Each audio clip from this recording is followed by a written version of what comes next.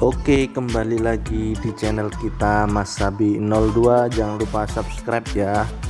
Oke, kali ini kita akan menguji antiinflamasi pada tikus. Pertama, kita siapkan CMC-NA 0,5%.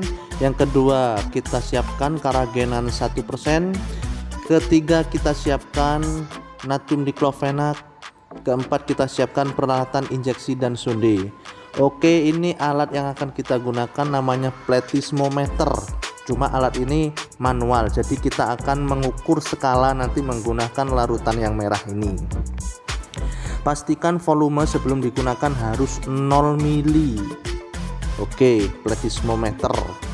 Langkah pertama, kita timbang ekstrak yang akan kita uji sesuai dosis yang sudah ditentukan.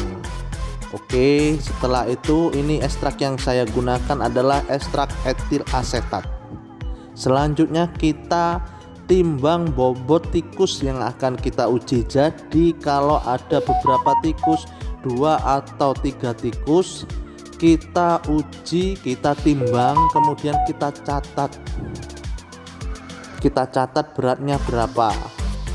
Oke, tikus yang pertama sudah kita tandai, jangan lupa selalu ditandai setelah ditimbang.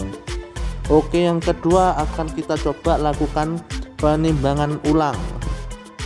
Untuk tikus yang kedua, agar lebih tenang kita harus pelan-pelan, kemudian kita timbang dan jangan lupa kita catat hasilnya berapa dan dikasih tanda untuk kepentingan nanti menghitung dosis yang akan kita masukkan dari masing-masing, baik dari kontrol positif maupun sampel uji yang akan kita injeksikan.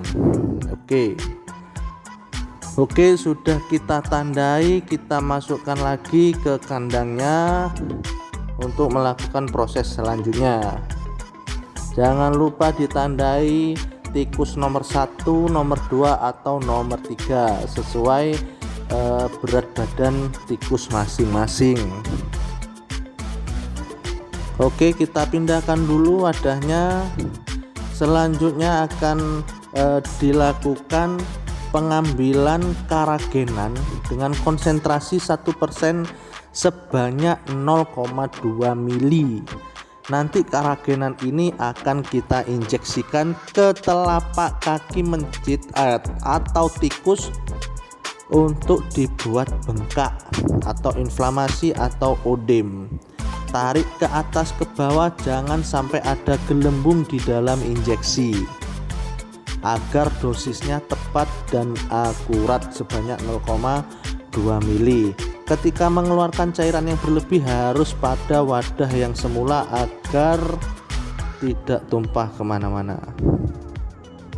Oke, kita lanjut.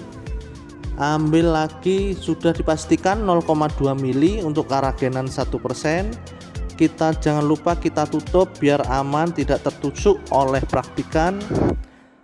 Oke, pastikan lagi 0,2 mili. Oke, kita ambil lagi sepet yang kedua.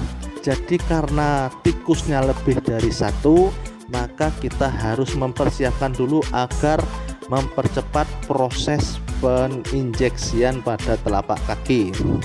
Siapkan sesuai dengan jumlah tikus yang akan diuji. Kalau misalkan ada 5 tikus, sebaiknya kita siapkan 5 injeksi agar tidak menunggu terlalu lama. Sama seperti awal, jika berlebih ditaruh di tempat yang semula. Jangan lupa selalu safety, kita tutup dan pastikan cairan karagenan 0,2 mili. Kemudian kita injeksikan karagenan 1% ini ke bagian telapak kaki dengan cara yang benar, dengan hati-hati, dan harus pemegangan tikusnya harus dengan cara hati-hati. Usahakan tikus tetap tenang agar data yang kita dapatkan nanti akurat. Dari cara pemegangan, dari cara penginjeksian harus benar.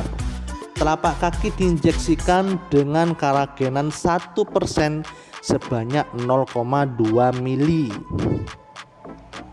Harus tetap tenang, cara handling tikusnya harus benar agar mereka tidak stres. Telapak kaki diinjeksikan, saya ulangi, diinjeksikan dengan keragenan 1% sebanyak 0,2 mili. Oke, kita perhatikan cara handling atau memegang tikus agar tikus itu tidak stres. Karena kalau tikus stres akan memberikan data yang kurang akurat. Seperti itu. Jangan lupa pelan-pelan, harus hati-hati ketika menginjekkan agar konsentrasi 1% dari keragenan tidak tumpah dan masuk semua ke telapak kaki tikus. Oke, kita perhatikan, kita pelan-pelan, kita perhatikan cara handling sekali lagi agar tikus tetap tenang, agar memberikan data yang lebih akurat dan tikus tidak stres. Karena kalau tikus stres, data yang dihasilkan oleh tikus tersebut kurang akurat. Oke, sudah kita pegang, tinggal diinjeksikan ke bagian kaki dengan cara hati-hati. Ini dilakukan ke semua tikus, baik kontrol negatif, kontrol positif maupun dosis sampel yang akan kita ujikan. Diinjeksikan semua dengan cara hati-hati ke bagian kaki sebelah kanan yang sudah ditandai di pergelangan kakinya. Oke, pelan-pelan. Setelah diinjeksi, oralkan kontrol positif, kontrol negatif, dan sampel ekstrak yang akan diuji sesuai dengan tanda yang sudah ditimbang tadi.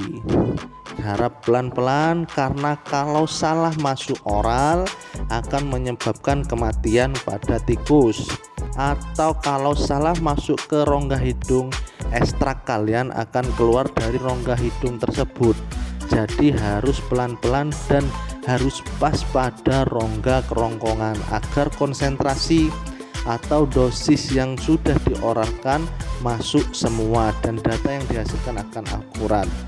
V0 kita ukur dengan alat plethysmometer setelah diinjeksikan dan diukur skala sesuai yang sudah diberikan oleh alat plethysmometer.